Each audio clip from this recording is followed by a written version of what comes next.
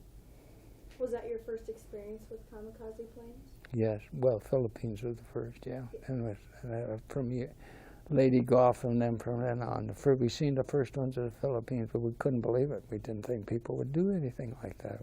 We thought, oh, they lost control. They just started up there, and then we figured there was a U.S. plane behind them, you know, that knocked them out. But they were serious. They were good pilots. The first ones. The second ones didn't have much training, right? How did you manage to stay in touch with your family? You didn't hear from them. Month at a time. We did not see any women for 1 year. 1 year we did not see women. And when we seen the first women at Okinawa, the guys were nice. They handled themselves real nice. But they were just to touch them. I mean, that was enough.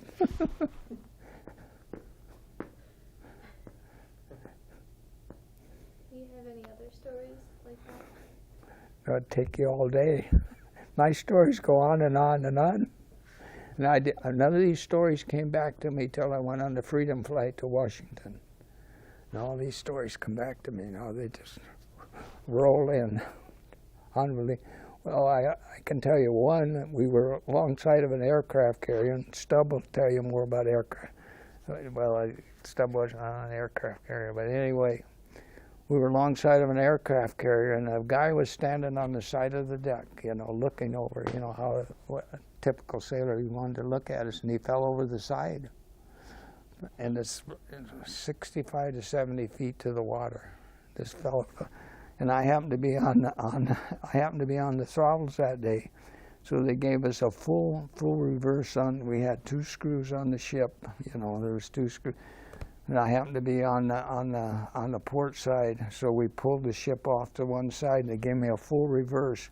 If we had a full reverse, you would wash all the guys off of it. If we were going along full force and give us a full reverse, we'd just wash everybody over the top. They gave us a full reverse on one prop. We pulled the ship over, and this guy was saved. He made it.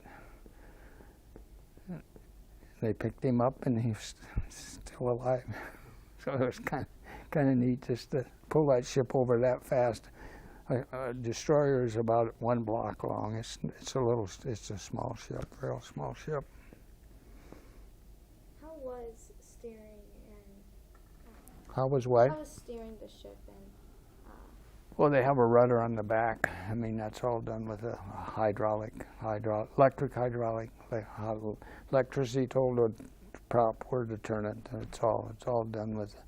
It's done from the bridge. The captain, you know, turns the wheel. You see the old wheel like a typical reel, and he turns it from one side to the other. But it controls the prop or the screw in the back. And our screws were in dry dock for the size. I could stand on the center of the hub, you know, the center of the hub, and you could just reach the edge of it. So you know how big the screws were. That's how big we had 2 of those.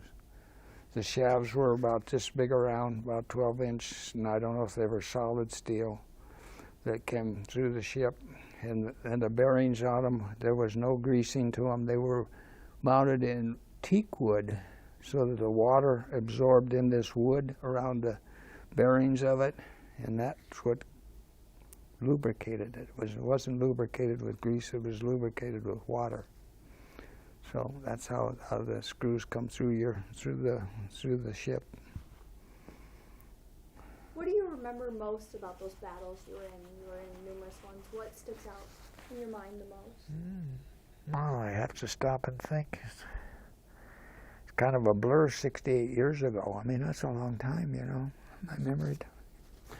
Well, I suppose we were scared, typically. You know, when you see a shell coming at you, it's just like a little star coming at you, you know. That's a part of it when you see it. And we argued what side of the ship to stand on, because you had armor piercing and you had the contact shells. The contact shells was a magnetic shell. When it got so close to it, it went wham. and the armor piercing went in so far, and then they went wham. So what side of the ship do you stand on? We didn't know whether they were shooting armor piercer or if they were shooting the magnetic. So, and of course, on our ship, we'd alternate them. So we had so many magnetics, so many of the armor piercers. So that I don't know what the Japs did, but we never got hit. We got hit with one, so we were fortunate. Where were you when the atomic bombs went off? Back in the United States. You were? Yeah. I was in San Francisco. And there was such a celebration in San Francisco that 6 people were killed in San Francisco. 6 people were killed in all the ramping and rampage. It was so wild uptown, we left San Francisco and we went and hid. It was that wild.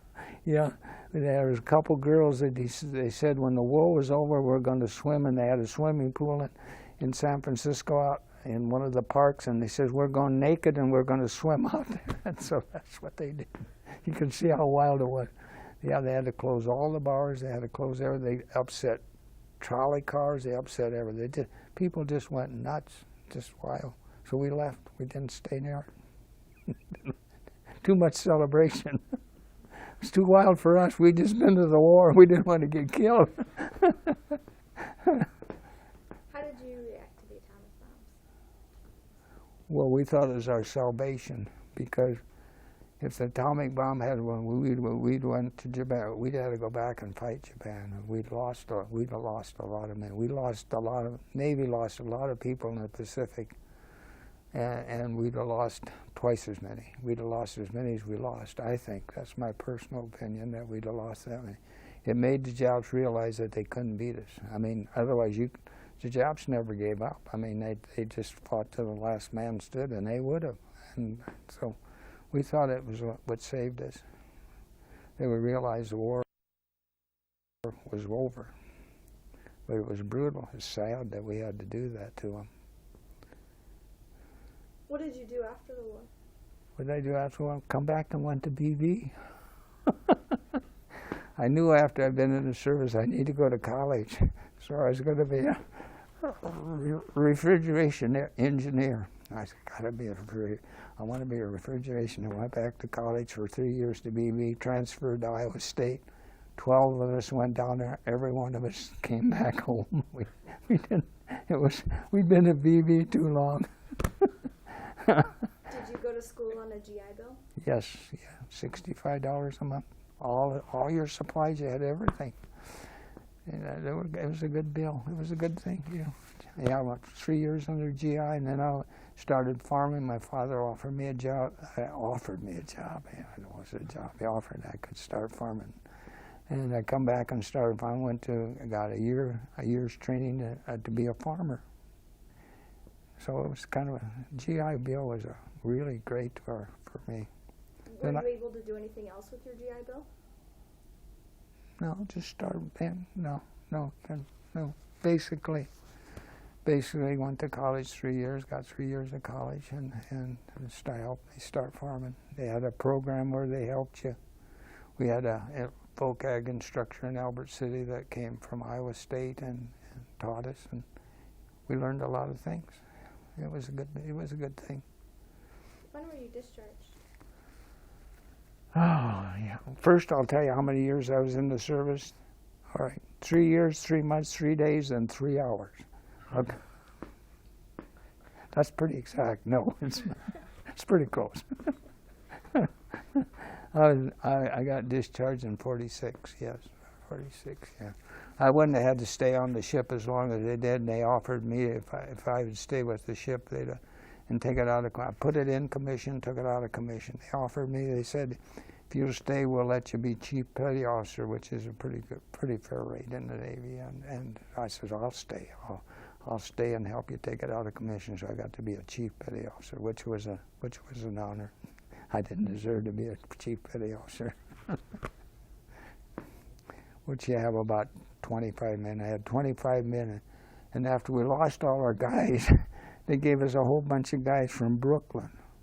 Oh my gosh, we couldn't handle them. I mean, all they wanted to do is fight. What are we going to do with these guys, So we found the kingpin of the bunch, and we sent him into the Black Carpet Gang in Hong Kong. After that, we had a good crew. I'd come down in the morning, I'd come down in the engine room, and I'd wiggle my toes down through there, and I'd wiggle them. Pretty soon the guys, they'd all grab something and go to work. Everyone went to work after that. You don't like all my sideline stuff.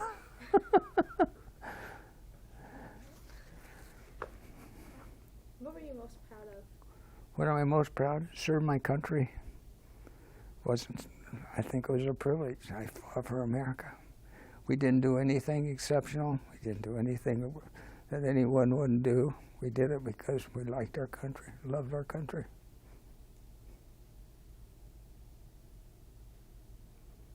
Now you make me tear up again. Sorry. Is there anything else that you'd like to share with us? Well, I have to tell you what I did to my class. I took what did I take? Physics. I took physics in BB, and so I taught everyone in my class refrigeration. So everybody was in my physics class knows the principle of refrigeration. So when all my classmates knew refrigeration, because I knew refrigeration. It's the only thing I knew. And when I took speech, we gave all our speeches, we'd tell about all our experiences in the Pacific. And he says, always, when you're taking speech, always talk about something you know something about. And that's the only thing I knew about was the war. So, and then my wife, she threw them all away and burned them. She said they weren't interested. So that's the end of my speeches. I had them all recorded and everything. I was pretty proud. I thought I gave a good bunch of speeches. It must not have been too good. My wife didn't think too much. She burned them. Okay. You said earlier today that you went on an honor flight to D.C. Yep. Can you tell us about that? Oh my. You want to be here all afternoon? I walked 2 feet off the ground after going to that. People in Gilbert City says, Romaine, you're 2 feet off the ground. It was the biggest thrill I ever had. What are a few of the places you got to see? Well, we went to all the memorials. To me, Arlington Park touched my heart. I mean, you can see it on television. You can see it, you can see it other places, but you got to go there to feel it. When you get to see it, when you're in Arlington Park, it does something to it. It touches your heart. Did you watch the changing of the guards? Oh, yes. I was 2 feet from, no, I stretched it, 6 feet from where the guy was. I took my wife's wheelchair with because I knew I'd wear out. And I had 3 high school girls that took me on. They brought people in, they brought high school kids in from the community around. I had all these young high school kids. They would push me all over, and they brought me 6 feet from the changing of the guard. Yes, it was so good. Poor little girl, she was shaking. She didn't have enough clothes on. I can still feel her shaking. No, they were sweet girls. They were sweet kids. And I asked one of the guys, I says, what grade are you in? So he says, I'm a senior. He says, you play football? Oh yeah, I play football. I said, are you pretty good? He said, well, I'm quarterback. I'm not too bad. No, they were. And then I happened to be talking to one of the gals on our tour, and I was telling her about the suicide plane hitting us, what happened. And then pretty soon, Market to Market got a hold of the story. And so he says, keep talking. So I got to be on Market to Market over the station here at Des Moines. My biggest fear was I'd be an embarrassment to my family. They said I wasn't. So if you want to see Romaine on Market to Market, he's been on Market to Market telling about his experience.